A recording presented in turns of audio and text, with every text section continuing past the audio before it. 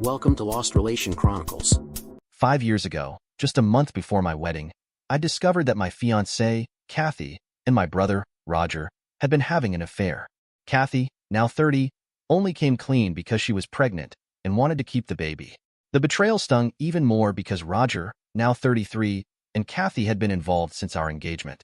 Kathy and I had been together since junior year of high school, going through college and everything.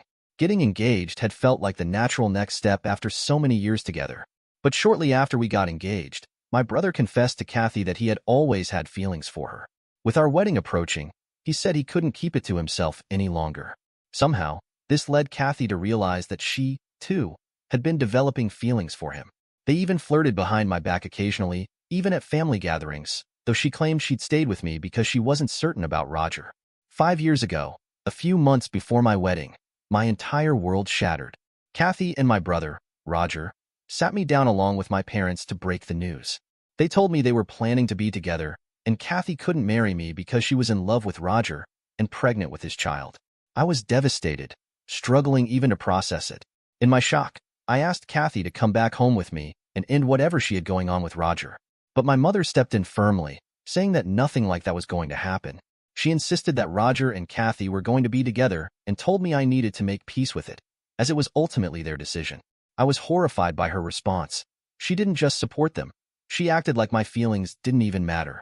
My dad looked ashamed, at least, and tried to comfort me, but my mom was unapologetically on their side.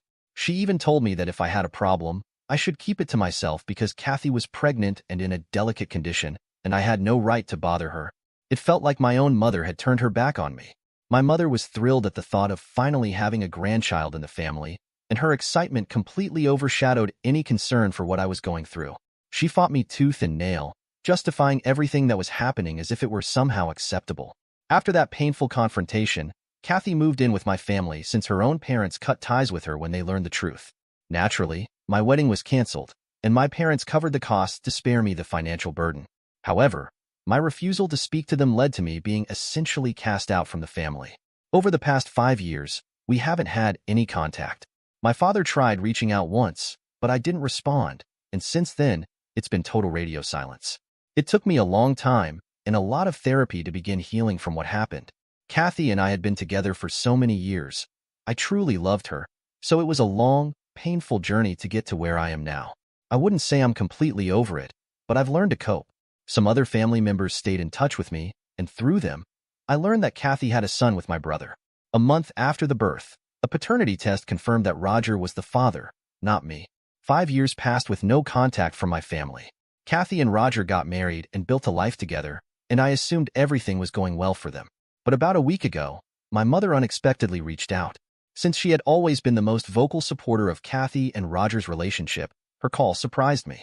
Out of curiosity, I called her back after she sent an email saying she urgently needed to speak with me. When I returned her call, she was crying and delivered some painful news. My brother had been in a severe accident, a hit and run. Due to the impact, he slipped into a coma, and the doctors couldn't predict when, or if, he would recover. The accident happened just a week ago, and 3 days after the doctors declared his condition critical, my mother decided to inform me. At first, I thought my mother was calling to ask me to visit Roger in the hospital and support the family during such a difficult time. Despite everything, I could understand why they might want me there, given the severity of Roger's condition. But then my mother took a completely unexpected turn. She told me she wanted me to step up and be there for Kathy and my nephew. Confused, I asked what she meant, and she explained that, with Roger essentially not there anymore, she expected me to step into his role, to support Kathy and her son in every way, not just financially but also by moving in with them and taking care of them. My mother said she would have taken them in herself, but she felt she was too old to manage that responsibility. She even expected me to decide on the spot. I couldn't believe it. After 5 years of silence, my mother's first words to me weren't an apology or an olive branch, but a request that I step in to support the people who betrayed me. Kathy and her son deserve family support right now, but that support shouldn't be coming from me, the one they'd hurt and cast out. I told my mother, firmly, that I wouldn't be doing anything of the sort, and that she was foolish even to expect it. After my mother started arguing with me on the phone, I was already frustrated and didn't want to waste any more energy on it, so I just hung up and blocked her number again. I tried to go on with my day, but I couldn't shake the feeling of sympathy for what Roger and Kathy were going through. Still, stepping in to take my brother's place was out of the question. Roger was still alive, just in a coma, and my mother was acting like he was gone entirely. The whole situation made me feel uneasy. Later, I decided to call my father. He'd usually been the more reasonable of my parents, so I thought he might offer a more balanced perspective. Talking to him after 5 years felt awkward, but after some small talk, I asked him how Roger was doing. He confirmed that things weren't looking good for Roger, which was difficult to hear. I then told him about the conversation with my mother, expecting he'd understand my side or at least offer some reasonable insight. But to my surprise, he agreed with her, saying it was fair for her to ask me to support Kathy and her son. I was stunned. I'd thought my dad would see the strangeness of the request, but instead, he was also pushing me toward the very thing I found unreasonable and unsettling. When I pressed my dad, he confirmed that he meant it. He genuinely thought I should step up for Kathy and my nephew because we had history and I was still family, regardless of the past 5 years. He argued that, as family, I should be the one they can count on in a crisis, and he didn't see my mother's expectations as unreasonable. That response threw me for a loop. I haven't known how to respond since then. For the past week, I've avoided talking to anyone in the family, even other relatives, because I'm worried they'll bring it up, and I'll have to explain myself. I feel like the bad guy for not stepping up for my family when they're in such a tough situation. I know they need support, if not financial, at least emotional. But what my mom is asking feels unnatural and intrusive. I haven't even been to the hospital to see Roger, as the whole situation feels too strange and overwhelming. I also haven't talked to any friends about it because it's so deeply personal. My friends know about the rift with my family since my wedding was called off, but this is a whole new level of awkwardness and confusion. I feel completely lost on how to handle it all, and I'm torn between a sense of obligation to my family and my own need for boundaries.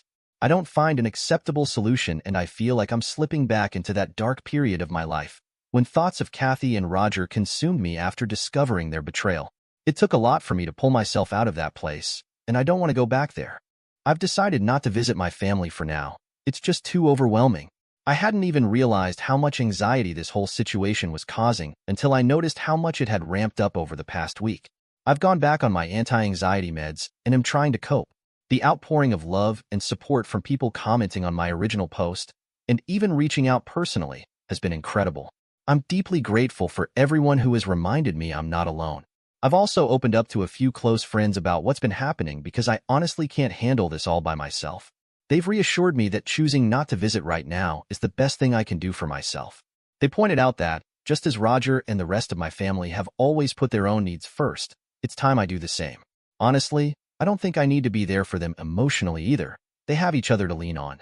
I remember vividly how alone I felt after the wedding was called off, after discovering the betrayal, and how my family chose my brother over me when I needed them most.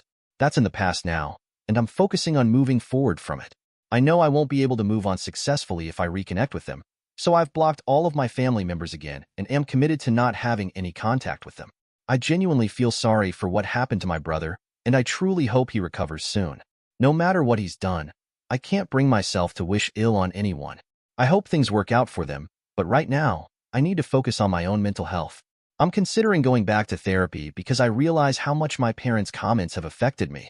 I thought I was coping better, but those old feelings are resurfacing, and I think talking to a professional would be beneficial. I've heard from a few relatives that my brother's condition remains critical, and he hasn't shown any signs of improvement. It's been nearly 2 weeks, and he's still in the hospital. I feel for my family, but there's not much I can do. Everyone else who knows my family has visited the hospital at least once in these past 2 weeks to offer their condolences, while I have stayed away. I would have considered visiting, but I learned from my relatives that my parents have been talking negatively about me to anyone who visits. They're portraying me as the bad guy, claiming they asked me to come and support the family, but I refused. They've even suggested that this situation is karma for what happened 5 years ago, saying my brother deserves this. For the record, I never said anything like that. Some relatives reached out to confirm if these accusations were true, knowing it didn't sound like something I would say, given that I generally try to be a nice person.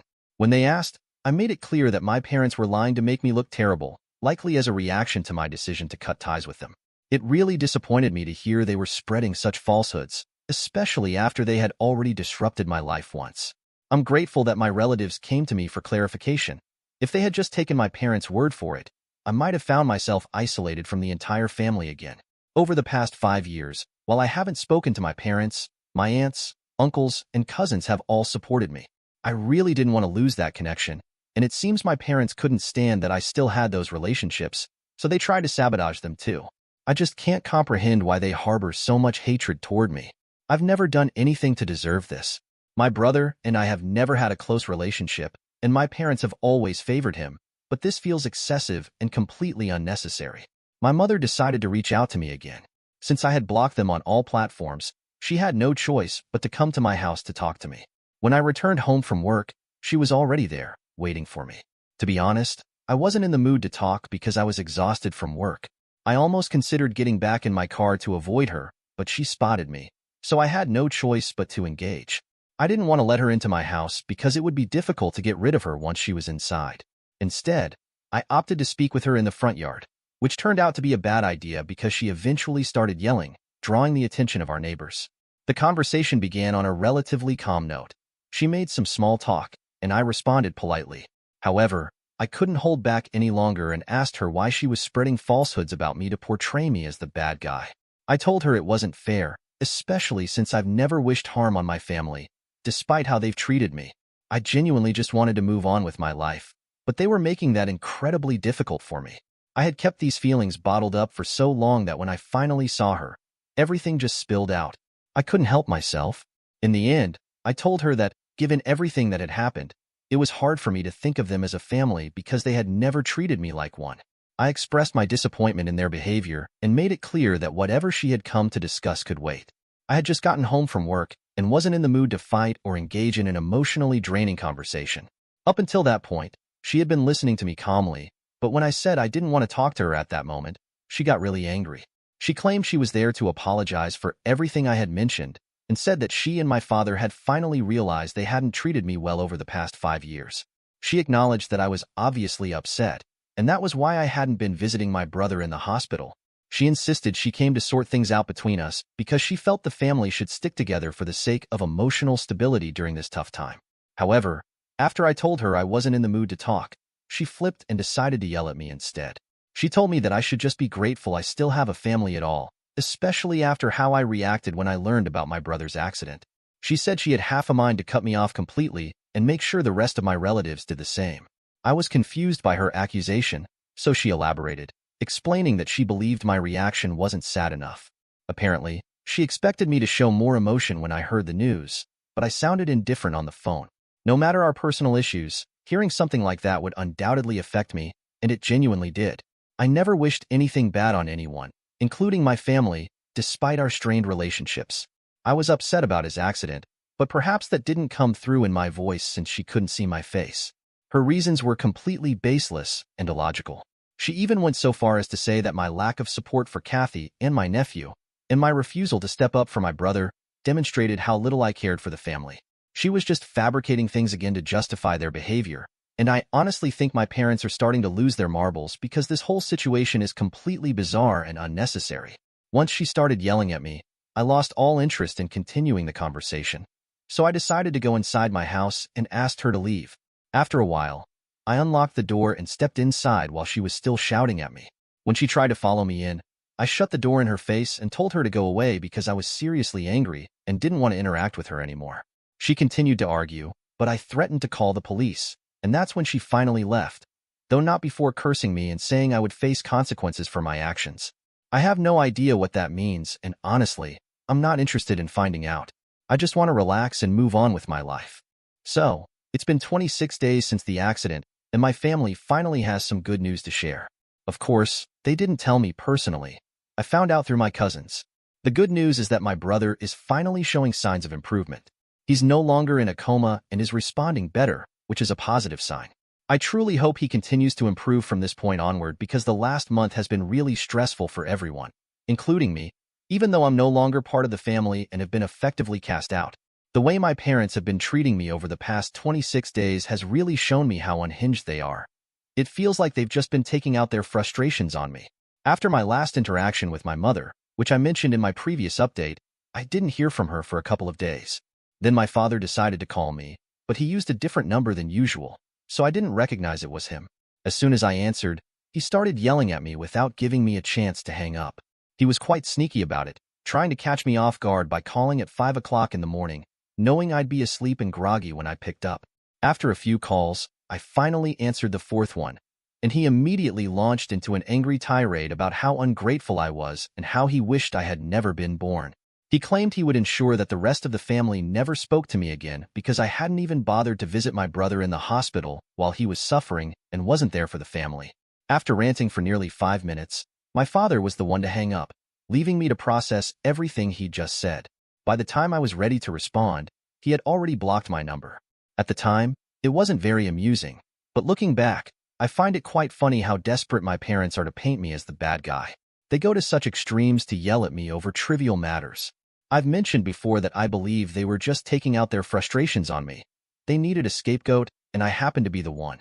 But it's fine because my father hasn't succeeded in turning the rest of the family against me. They know I'm not in the wrong and remember what happened 5 years ago. Now that my brother's condition is improving, I just hope my parents will ease off and focus on him instead.